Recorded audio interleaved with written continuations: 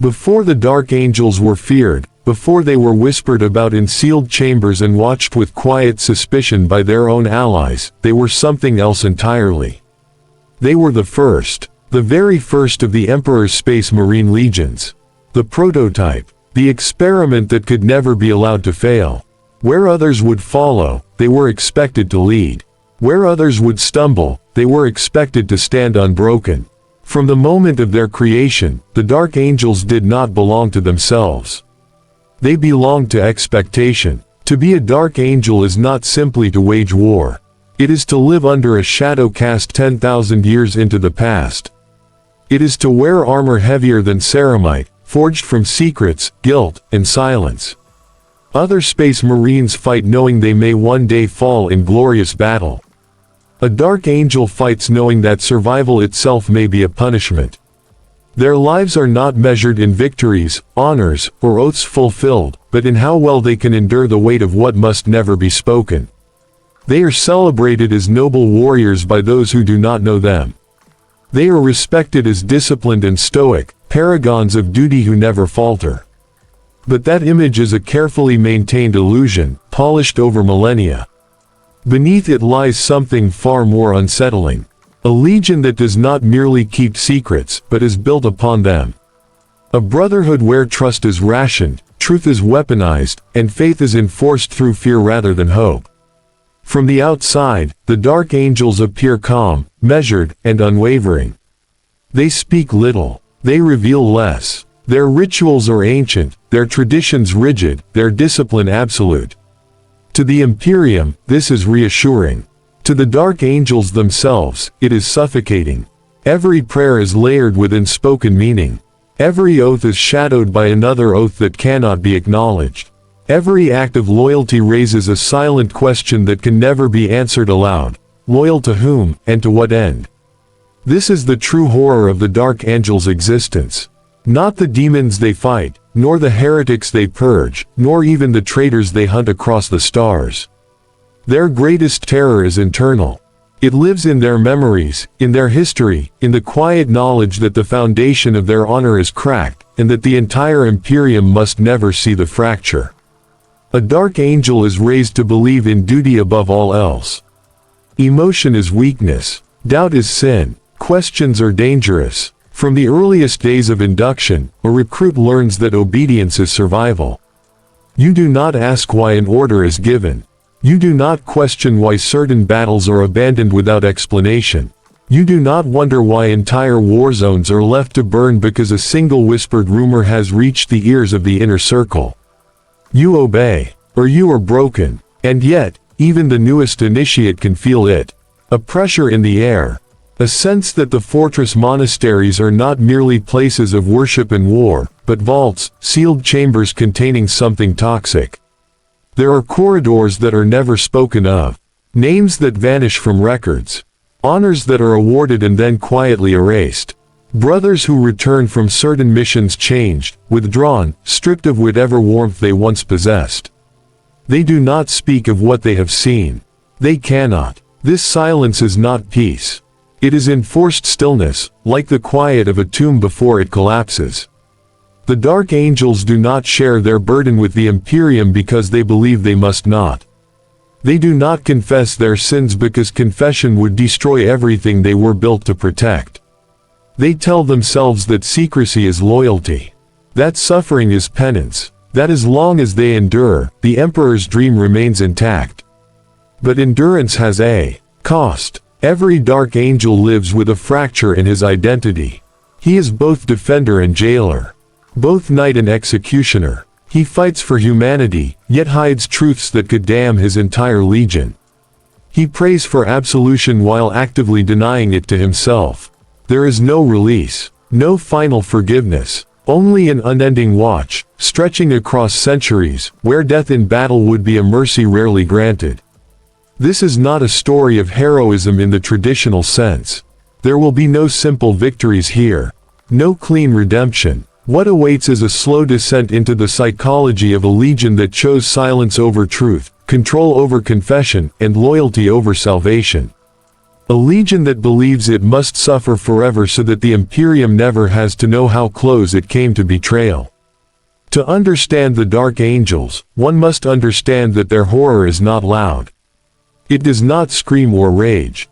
It kneels in prayer. It marches in perfect formation. It speaks in measured tones and ancient vows. It wears the face of honor while rotting from within. And this horror did not begin with chaos. It did not begin with treachery or demons or war. It began much earlier, when the Emperor decided that his first legion could never be allowed to fail, and when a single world of forests and monsters shaped a Primarch who would pass that impossible standard on to his sons. This is where their story truly begins. Stay with this story until the very end, because by the time it closes, you'll understand why the Dark Angels are not merely feared by their enemies, but quietly dreaded by those who fight beside them. What awaits is not a tale of simple loyalty, but the revelation of a burden so heavy that survival itself becomes a sentence. Long before the Imperium spanned the stars, before the legions marched in perfect ranks beneath the Emperor's banners, there was a world called Caliban. It was not a place of light or safety. Caliban was a world where the forest swallowed entire civilizations, where monstrous creatures stalked the shadows, and where humanity survived only by clinging to stone fortresses and whispered prayers.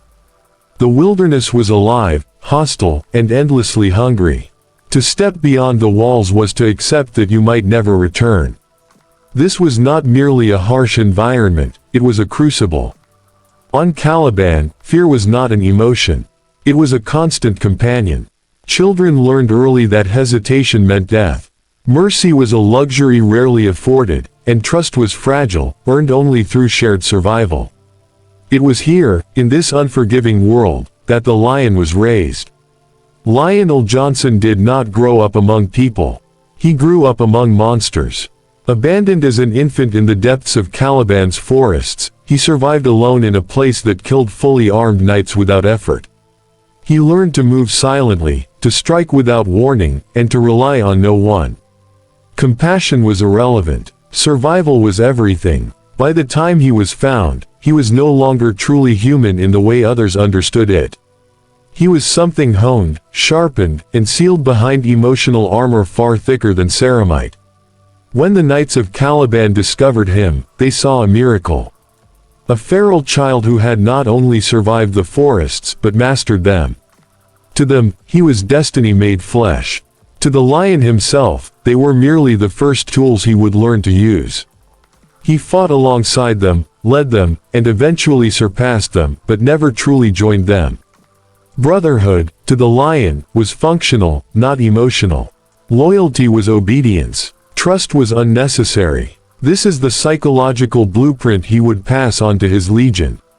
When the Emperor arrived and reunited with his lost son, he saw exactly what he had hoped for. A Primarch forged not by comfort or guidance, but by relentless adversity. The lion was brilliant, disciplined, and utterly uncompromising. He questioned nothing. He doubted nothing. He obeyed with absolute precision. To the Emperor, this made him perfect. To the Dark Angels, it would make life unbearable. As the First Legion, the Dark Angels inherited their Primarch's nature in full. They were expected to be adaptable, ruthless, and self-sufficient. Where other legions specialized, the Dark Angels were expected to master everything. Where others were allowed flaws, the First Legion was not. They became the Emperor's answer to threats that could not be spoken of openly. The weapon used when discretion mattered more than glory. This role shaped them deeply. The Dark Angels learned early that recognition was rare, and secrecy was standard. Victories went uncelebrated. Records were sealed. Orders were given without explanation. They were trained not just to fight, but to endure silence without resentment. To carry out annihilation without acknowledgement. To erase enemies so thoroughly that history itself forgot they had ever existed. At first, this felt like honor. To be trusted with the darkest tasks of the Imperium was intoxicating. To be chosen when others were not reinforced their belief that they were different, better. But beneath that pride was a slow, creeping isolation. Other legions bonded through shared glory and open camaraderie. The Dark Angels bonded through discipline and restraint. Their brotherhood was rigid, formal, and emotionally distant. They stood together, but never truly leaned on one another. And still, they believed this was strength. What none of them realized, what they could not realize, was that this culture of secrecy was laying the groundwork for something far more devastating than any external enemy. By teaching a legion never to question, never to confess, and never to share its burdens, the Emperor and the Lion had unknowingly created warriors who would one day be incapable of confronting their greatest failure. Because when disaster finally came, it would not arrive as an invasion from without. It would rise quietly from within, nurtured by pride, silence, and resentment left unspoken for too long. The Dark Angels would not fall because they were weak. They would fall because they were taught never to admit that weakness existed at all.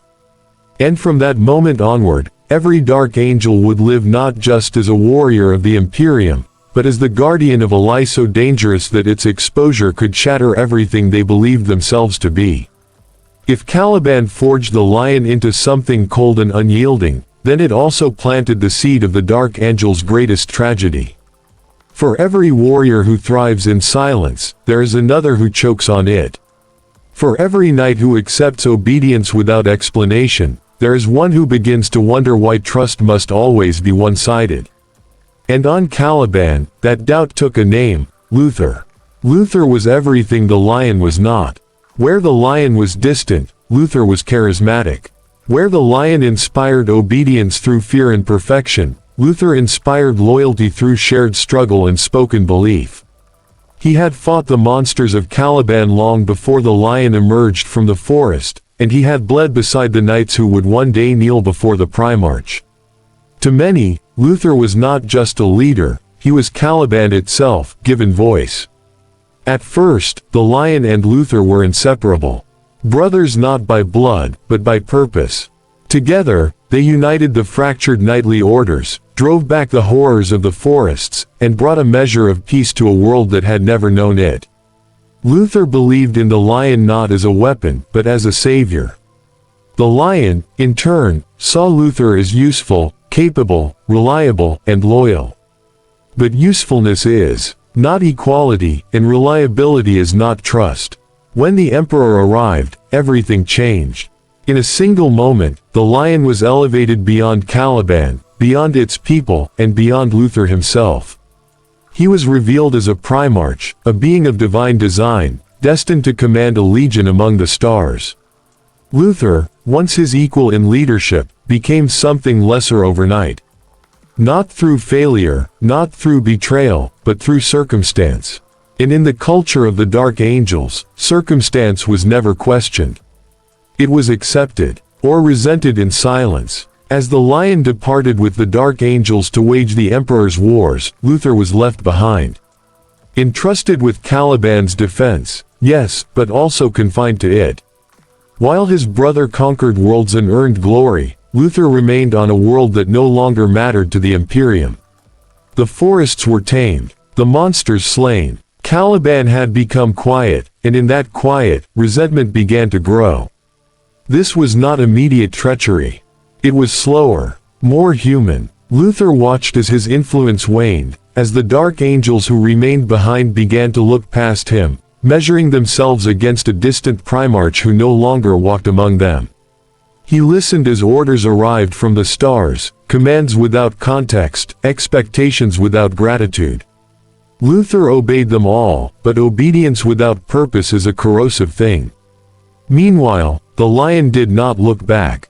To the Primarch, Caliban was secured. Luther was loyal. The mission continued. There was no room in his thinking for doubt, because doubt had never helped him survive. He trusted in hierarchy, in structure, in the certainty that those beneath him would follow without deviation. He never considered that by withholding trust, he was creating the very fracture he feared most. Over time, Luther's faith curdled. Not into hatred at first, but into wounded pride. He began to ask why the Dark Angels who had not left Caliban were denied the chance to prove themselves. Why their sacrifices were invisible. Why the lion, once his brother, now spoke only through distant orders and unfeeling commands? These questions did not yet lead to rebellion, but they led to listening. And in the shadows of Caliban, something was listening back. Whispers began to circulate among the abandoned dark angels. Not promises of power, not overt corruption, but validation, recognition, the dangerous comfort of being told that their frustration was justified, that they had been wronged, that loyalty, unreciprocated, was not virtue but exploitation. Chaos did not arrive as a storm. It arrived as agreement. This is the moment where the dark angel's fate truly sealed itself. Not when swords were raised, not when shots were fired, but when resentment was allowed to breathe in secrecy. The legion that had been trained never to speak its doubts now found those doubts reflected back at them, amplified and sharpened. Luther did not see himself as a traitor. He saw himself as a guardian of Caliban's dignity, standing against a brother who had abandoned his roots. When the lion finally returned, he did not come seeking reconciliation. He came expecting obedience. What followed was not a single act of betrayal, but a catastrophic misunderstanding fueled by years of silence. Brothers who should have spoken instead prepared for war. Words that could have healed were never exchanged. And when the fighting began, it was not between strangers, but between warriors who knew each other too well.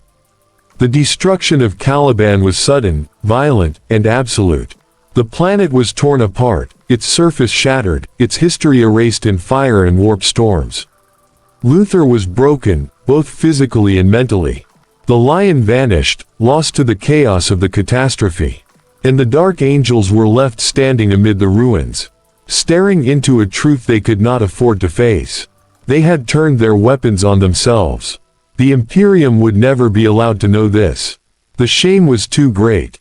The consequences too severe. In that moment, as Caliban burned and the fallen were scattered across time and space, the dark angels made a choice that would define every moment of their existence from that point forward.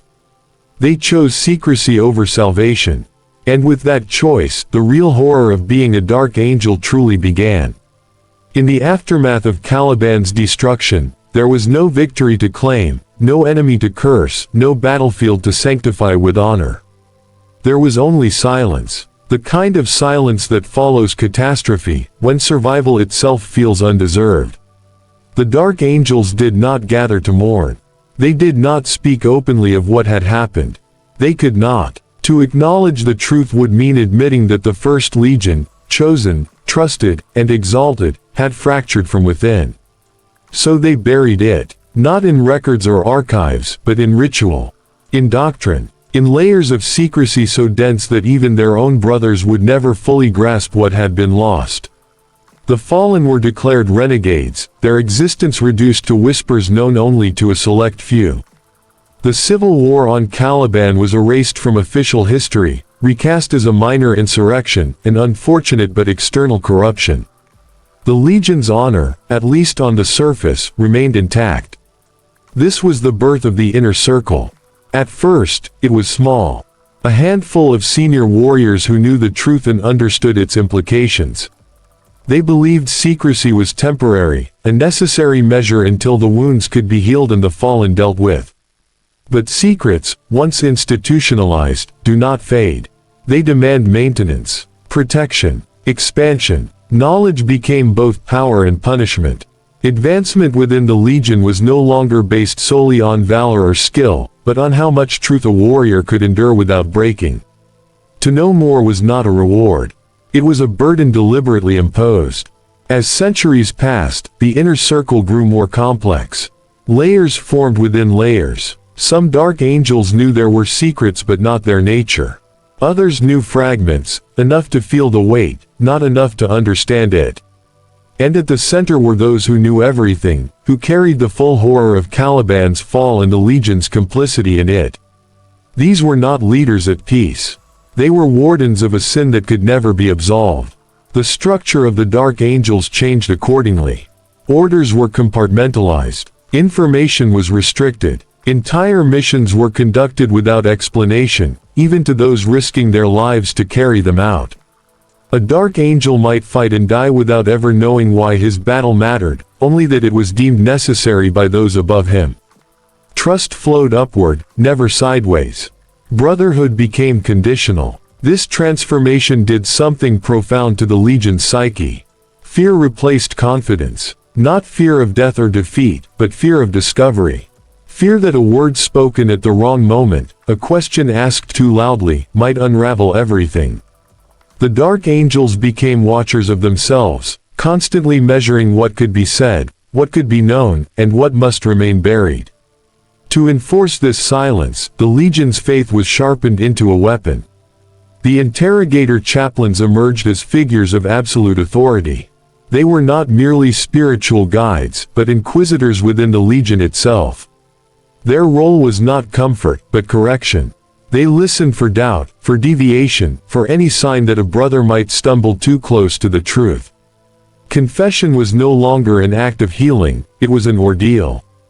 Pain became purification. Suffering became proof of loyalty. Captured fallen were not executed quickly.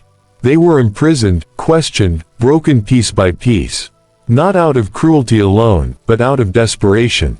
The Dark Angels needed the fallen to confess, not to the Imperium, but to themselves. Each confession was treated as validation that the Legion's secrecy was justified. That the fallen were truly damned. That the Dark Angels were right to hide their shame. But this process twisted something vital. Over time, the distinction between justice and obsession blurred. Entire war zones were abandoned because a rumor of a fallen sighting emerged elsewhere. Allies were left confused and betrayed. Imperial commanders learned, quietly, that the Dark Angels could not always be relied upon to stay. Their loyalty was absolute, but conditional. Conditional upon the hunt. And yet, no Dark Angel could question this openly. To do so would be to invite suspicion.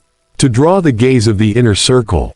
To risk learning truths that could never be forgotten. It was safer not to know. Safer to obey. Safer to believe that whatever was being done in the shadows was necessary, righteous, and beyond judgment. This is the cruel paradox of the Dark Angel's existence. They believe secrecy protects the Imperium, but in protecting it, they isolate themselves from it. They fight humanity's wars while standing apart from humanity's trust. Their armor is green and bone, but beneath it lies a legion perpetually on trial, sentencing itself over and over again for a crime it refuses to confess. By the time the Imperium entered its darkest age, the Dark Angels were no longer simply space marines guarding a secret. They had become servants of that secret. Every generation inherited the burden, not as history, but as doctrine. Young warriors felt the weight without understanding its source. Veterans carried knowledge that hollowed them out from within. And somewhere in the void, the fallen still existed. Scattered, hunted, remembering. The lie had become law. And the law demanded blood. The hunt did not begin as madness. It began as necessity. The Dark Angels told themselves that every fallen left alive was a wound that could reopen at any moment. Each one was living proof of a sin the Legion could not erase. As long as the fallen existed, the past was not past. It breathed, it waited, and so the hunt became sacred. At first, it was focused, controlled, a calculated effort to retrieve what had been lost and contain the damage. The Dark Angels pursued leads quietly, away from the eyes of the wider Imperium. They told themselves this was mercy, better that the Legion deal with its own failures than expose them to judgment. But time has a way of corrupting intention. Centuries passed, then millennia. The fallen did not disappear. They multiplied, adapted, hid among renegade warbands, cults, and shattered worlds. Some embraced chaos fully. Others did not. Some still claimed loyalty to the Emperor, even as they fled from his justice. That ambiguity terrified the Dark Angels more than outright treachery ever could. Because if a fallen could still believe himself loyal, then the line between damnation and duty was not as clear as the Legion needed it to be. And so nuance was stripped away. Every fallen became guilty by definition. Not because all had chosen betrayal, but because forgiveness was no longer an option the Dark Angels could afford. The hunt consumed them. Entire crusades were diverted on the strength of a single astropathic fragment. Fleets vanished into the void chasing rumors that led nowhere. Battle brothers died on worlds whose names were never recorded, their sacrifices quietly written off as operational necessity. To outsiders, these actions appeared erratic, even irresponsible. To the inner circle, they were unavoidable. The Fallen mattered more than any single planet, any alliance, any victory, because the Fallen threatened the Legion's very identity. This obsession reshaped how the Dark Angels fought. They no longer sought decisive wars or glorious campaigns. They sought information, prisoners, whispers, survivors. Every battlefield was scoured not just for enemies, but for signs. A symbol carved into armor. A name spoken in fear. A relic that should not exist. When such signs appeared, everything else became irrelevant. Allies learned this the hard way. Imperial Guard regiments would hold the line, believing the Dark Angels stood beside them, only to find the green-armored giants gone without warning. Commanders would wait for reinforcements that never arrived. Worlds would fall, not because the Dark Angels lacked strength, but because their strength had been redirected elsewhere. No explanations were given. No apologies offered. The Dark Angels did not feel hatred for those they abandoned. They felt nothing at all. To feel regret would be to question the hunt. When a Fallen was finally captured, the end was never swift. Execution was not enough. Death provided no answers. What the Dark Angels needed was confession. They needed the Fallen to admit their guilt, to validate the Legion's choices, to prove that secrecy, obsession, and suffering had all been justified. Redemption, if it came, was extracted through pain so severe that the line between penitence and annihilation ceased to exist. Interrogator chaplains presided over these rituals with absolute certainty. Their faith was ironclad, their purpose unquestioned. They did not see themselves as torturers. They saw themselves as surgeons, cutting away corruption no matter how deep it lay. Every scream was interpreted as progress. Every broken body as another step toward absolution the Legion would never truly receive. And yet, there was a truth no confession could erase. For every Fallen dragged in chains to a cell of stone and shadow, another remained free. For every secret uncovered, new questions emerged. The hunt did not bring closure. It brought momentum. The Dark Angels began to define themselves not by what they defended, but by what they pursued. Their identity narrowed, focused inward, collapsing around a single purpose that could never be fulfilled. This is the quiet horror at the heart of their existence. The Dark Angels believe they are hunting the past, but in reality, they are running from it. Each captured Fallen delays a reckoning that grows more catastrophic with time. Each act of secrecy deepens the grave they are digging for themselves. And somewhere within the Legion, even among those who know nothing of Caliban or Luther or the truth behind the hunt, the damage is felt. Brothers grow colder. Bonds weaken. Trust erodes. They fight beside warriors who would die for them without hesitation, yet would never be told why entire wars were abandoned, or why certain orders could never be questioned. The Dark Angels still kneel before the Emperor. They still speak oaths of loyalty with absolute conviction. But their prayers are heavy, burdened by a truth that cannot be spoken in a mission that can never end. Because as long as the Fallen exist, the Dark Angels will never be free. And even if the last of the Fallen were finally captured, broken, and silenced forever, the Legion would still be left with itself. To live as a Dark Angel is to exist inside a fortress of discipline, where order is absolute and comfort is considered dangerous. From the moment a recruit is accepted into the chapter, he is stripped not only of his former life, but of the expectation that he will ever truly belong to another soul again. Brotherhood is promised, but intimacy is not. Unity is enforced, but trust is carefully rationed. Training within the Dark Angels is relentless, even by Space Marine standards. Failure is not corrected gently. It is erased. Weakness is not discussed. It is punished until it no longer exists or the one who bears it does. Every drill, every rite, every oath reinforces the same lesson: obedience without hesitation is survival. A dark angel learns quickly that excellence is the minimum requirement, and that praise is rare, fleeting, and often meaningless. There is no release from scrutiny. Superiors watch not only for incompetence, but for curiosity. Questions are noticed. Patterns of thought are monitored. A warrior who wonders too openly why certain orders are given may find himself reassigned, isolated, or summoned before figures who speak softly and ask very precise questions. These encounters leave marks no armor can hide. Within the chapter, knowledge is divided like a controlled substance. Each rank comes with carefully measured truths, just enough to perform one's duties without understanding their full implications. Veterans sense that there is more, far more, but learn to bury that instinct. Curiosity is dangerous. Ignorance, paradoxically, is safety. This creates a unique kind of loneliness. Dark angels fight shoulder to shoulder, yet carry private fears they can never share. They bleed together, die together, but cannot speak honestly together. A battle brother may save your life 100 times and still never know what keeps you awake during your periods of meditation.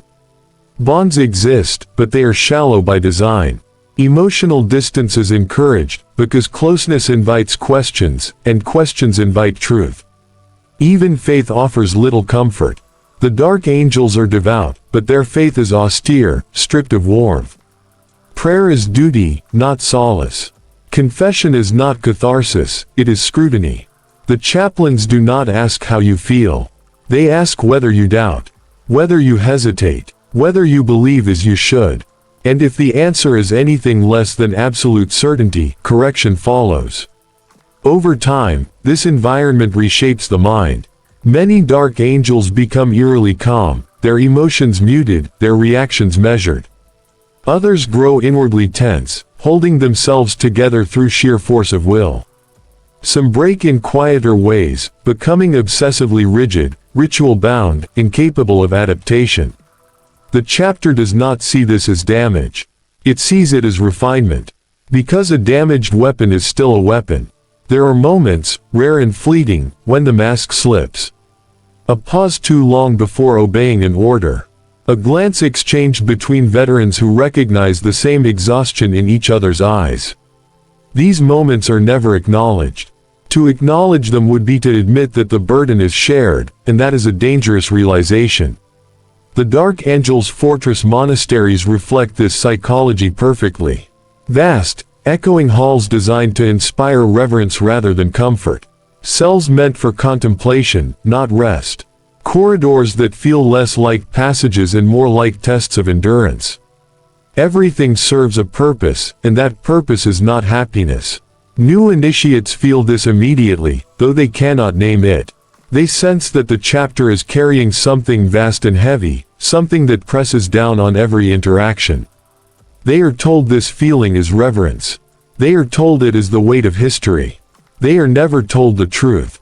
And so life continues in a cycle of battle, prayer, and silence.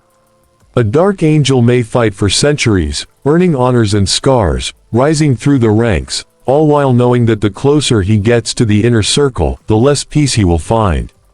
Advancement is not escape, it is descent. Each step upward brings him closer to knowledge that cannot be unlearned and responsibilities that never end. This is the daily horror of the dark angels. Not constant violence, but constant restraint. Not fear of death, but fear of understanding. They are surrounded by brothers, yet profoundly alone. Bound by loyalty, yet imprisoned by it. And above all, they endure, because endurance is the only virtue left to them. For the dark angels, hope was never a comfortable emotion. It was dangerous, unpredictable, and often followed by punishment. And yet, when word spread that Lionel Johnson had returned, that the Primarch long thought lost had awakened once more, hope ignited across the chapter like a forbidden flame. Not openly, not joyfully, but in silence, in tightened grips on weapons, in prayers spoken with unfamiliar urgency. The lion was not just their gene father. He was their standard, their excuse, their unspoken justification. For 10,000 years, the Dark Angels had told themselves that everything they did, every lie, every act of obsession, every atrocity committed in secrecy, was done in his name. If the lion had been present, they believed, he would have understood. He would have approved. He would have commanded them to do exactly the same. Now he was back. At first, the hope was intoxicating. The lion would restore order. He would bring clarity. He would take the unbearable weight of decision from the inner circle's shoulders and carry it himself. The burden of the past would no longer belong to 1,000 fractured voices, it would belong to one absolute authority. To a Primarch. But the lion who returned was not the figure preserved in myth. He was older, changed, scarred not just by battle, but by reflection. The feral certainty of his youth had been tempered by absence, loss, and a galaxy that no longer resembled the one he had left behind. He did not return roaring for vengeance or demanding worship. He returned watching, listening, measuring, and what he saw unsettled him. The Dark Angels he encountered were disciplined, lethal, and unwavering, but they were also rigid in ways that troubled him. Their silence was not the calm of confidence, but the silence of containment. Their rituals were no longer merely traditions, but mechanisms of control. Their hierarchy was no longer built solely on merit, but on how much suffering a warrior could internalize without breaking.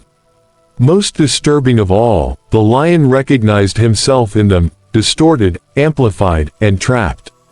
He saw warriors who had inherited his worst traits without the balance of his authority. Men who had been taught to endure without question, to obey without trust, to suppress doubt rather than confront it. He saw a legion that had survived by closing in on itself, feeding on secrecy until it became self-sustaining. And he understood, with sudden clarity, that his absence had not frozen the Dark Angels in time. It had allowed them to evolve without him. The truth of Caliban, of Luther, of the fallen, was eventually laid before the lion. Not all at once, not easily. Even now, the Dark Angels struggled to speak it aloud. They presented it as necessity, as strategy, as a burden they had carried to spare the Imperium greater harm. They waited for judgment. What they received was worse than anger. The lion did not explode in rage. He did not condemn them outright. He was silent, and in that silence was something far more terrifying: disappointment. A cold, analytical understanding of how deeply the Legion had allowed fear to guide its choices. How secrecy had replaced honor. How obsession had replaced duty. Yet the lion did not tear the system apart. That was the moment that truly confused his sons. He could have exposed the truth to the Imperium. He could have dismantled the inner circle, ended the hunt, and forced the Dark Angels to face judgment at last. Instead, he chose control. Reform without revelation. Adjustment without confession. The secret remained buried, not because it was righteous, but because unveiling it now would destroy what little stability remained. In that choice, the Dark Angels found no relief. Some believed the lion's silence was forgiveness. Others feared it was merely postponement. The most perceptive among them understood the truth. The lion had not absolved them, he had inherited their burden. And by doing so, he had confirmed the nightmare they could never escape. They were too far gone for simple redemption. The hunt did not end. It was refined. The secrecy did not dissolve. It was reorganized. The lion imposed structure, limits, and purpose, but he did not dismantle the lie at the Legion's core. He could not. To do so would be to admit that the First Legion had failed not once, but continuously, for 10,000 years. And so the Dark Angels marched on, now under the watchful gaze of their returned Primarch. Some felt steadier, guided once more by a singular will. Others felt more afraid than ever. Because if even the lion could not set them free, then freedom had never truly been an option. The father had returned, and the children remained damned. This is the final truth of the Dark Angel's existence, the realization that settles in slowly and never truly leaves. They are not waiting for forgiveness. They are not working toward absolution. They fight because stopping would force them to face what they have become, and that is a confrontation even transhuman warriors cannot endure. Other space marines tell themselves stories of glorious ends.